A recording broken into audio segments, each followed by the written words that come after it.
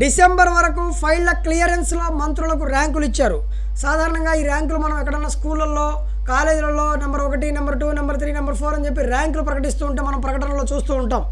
కానీ ఇక్కడ మన ఆంధ్రప్రదేశ్లో మనం కొత్తగా చూస్తుంది ఏంటి అంటే, మంత్రులు వాళ్ళ పనితీరు ఏ విధంగా ఉంది, వాళ్ళ దగ్గరకు వచ్చేటటువంటి ఫైల్స్ని ఎంత సకాలంలో వాళ్ళు పూర్తి చేస్తున్నారు అనేటటువంటి విషయాన్ని ఆధారంగా చేసుకొని వాళ్ళకి ఇచ్చినటువంటి ర్యాంకులను మనం పరిశీలిస్తే డిసెంబర్ వరకు కూడా ఫైళ్ళ క్లియరెన్స్లో మంత్రులకు ర్యాంకులు, ఫైళ్ళ క్లియరెన్స్లో మంత్రుల పనితీరును వివరించిన సీఎం చంద్రబాబు 6వ స్థానంలో సీఎం చంద్రబాబు ఉన్నారు. 8వ స్థానంలో నారా లోకేష్ ఉన్నారు. 10వ స్థానంలో పవన్ కళ్యాణ్ ఉన్నారు. మరి మొదటి స్థానంలో ఎన్ఎండి ఫరూక్ ఉన్నారు. చివరి స్థానంలో వాసంశెట్టి సుభాష్.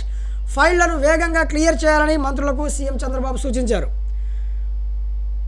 ఇది సూర్య పేపర్లో నుంచి మనం ఈ వార్త చదువుతున్నాం. ఫైళ్ల క్లియరెన్స్లో మొదటి స్థానంలో మంత్రి ఫరూక్, 2వ స్థానంలో కందుల దుర్గేష్, 3వ స్థానంలో కొండపల్లి శ్రీనివాస్, 6వ స్థానంలో సీఎం చంద్రబాబు, 7వ స్థానంలో సత్యకుమార్ యాదవ్, 8వ స్థానంలో నారా లోకేష్, 9వ స్థానంలో బీసీ జనార్దన్ రెడ్డి, 10వ స్థానంలో పవన్ కళ్యాణ్, 11వ స్థానంలో సవిత, 12వ స్థానంలో కొల్లు రవీంద్ర, 13వ స్థానంలో గొట్టిపాటి రవికుమార్, 14వ స్థానంలో నారాయణ, 15వ స్థానంలో టీజీ భరత్, 16వ స్థానంలో ఆనం రామనారాయణ రెడ్డి, 17వ స్థానంలో అచ్చెన్నాయుడు, 18వ స్థానంలో రాంప్రసాద్ దొడ్డి, 19వ స్థానంలో గుమ్మడి సంజయ్ రాణి, 20వ స్థానంలో వంగలపూడి అనిత, 21వ స్థానంలో అనగాని సత్యప్రసాద్, 22వ స్థానంలో నిమ్మల రామానాయుడు, 23వ స్థానంలో కొలుసు పార్థసారథి, 24వ స్థానంలో పయ్యావుల కేశవ్, 25వ స్థానంలో వాసంశెట్టి సుభాష్ ఉన్నారని తెలిపారు. సో వాళ్ళ యొక్క పనితీరును బట్టి వాళ్ళకి ర్యాంకింగ్ ఇవ్వడం జరిగింది. త్వరగా ఫైళ్ళకి క్లియరెన్స్ చేయండి అని చెప్పి చంద్రబాబు మంత్రులకు సూచించారు.